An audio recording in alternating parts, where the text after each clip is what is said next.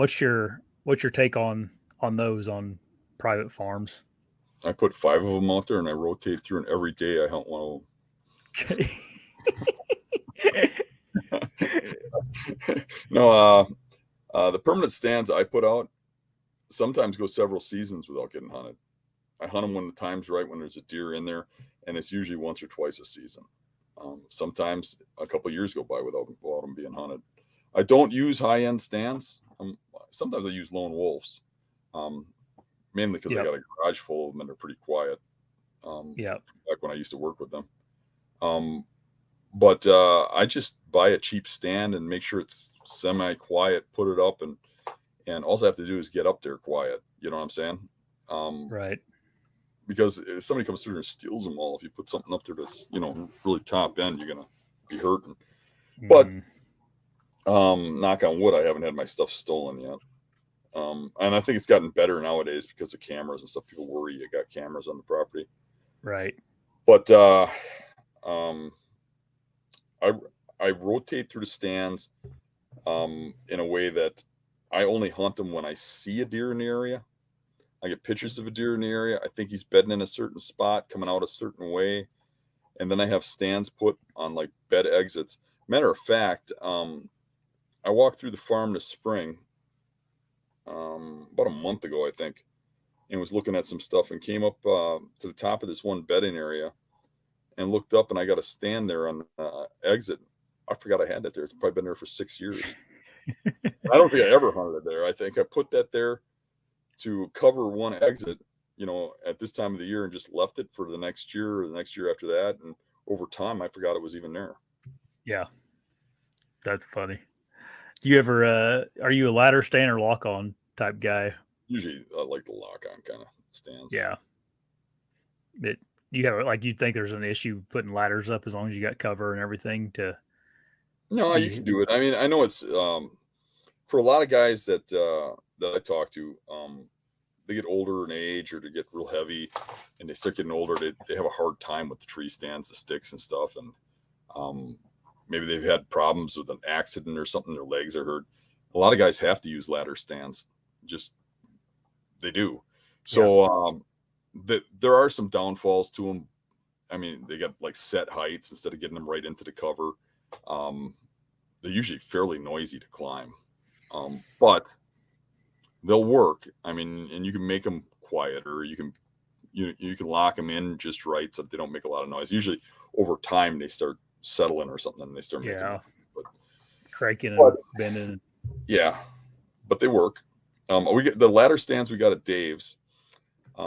We got 2 of them, and one of them is in a spot where you really can't get a tree stand in. The tree is so wonky, but when you get in there, you're kind of uncomfortable because of the wonky tree there, and even in the ladder.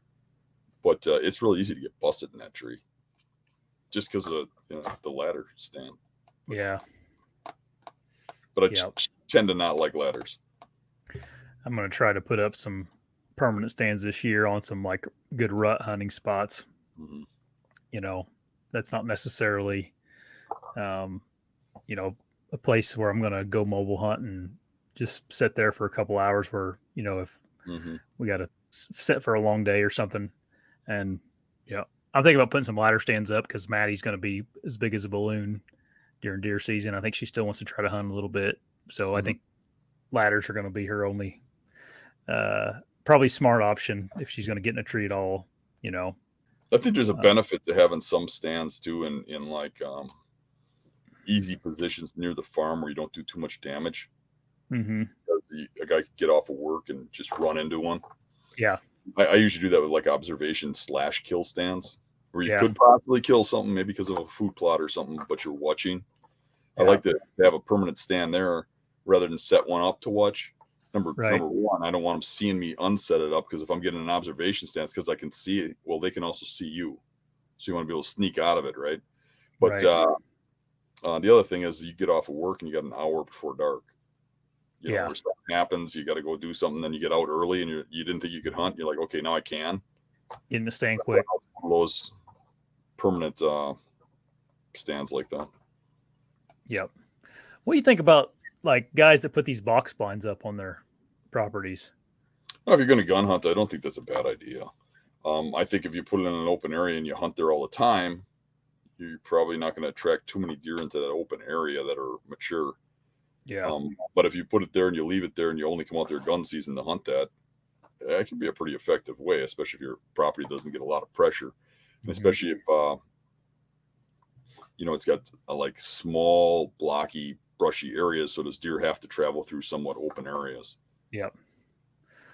I know it's been a while since I watched this hunt, and this guy's obviously hunting on managed property, but I know Lee Lukoski, he did like a breakdown of how he puts up his ground blinds, and it was like oddly similar to the way that we hunt, but with like a redneck ground blind.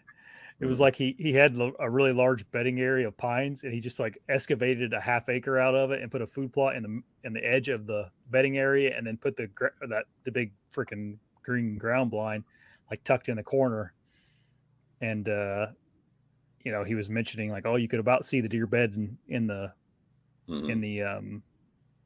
bedding area right there, and then they'll come out in that food plot. Of course, he shot like a 200-inch deer on that food plot, but I was like, oh, there that brings up a good point.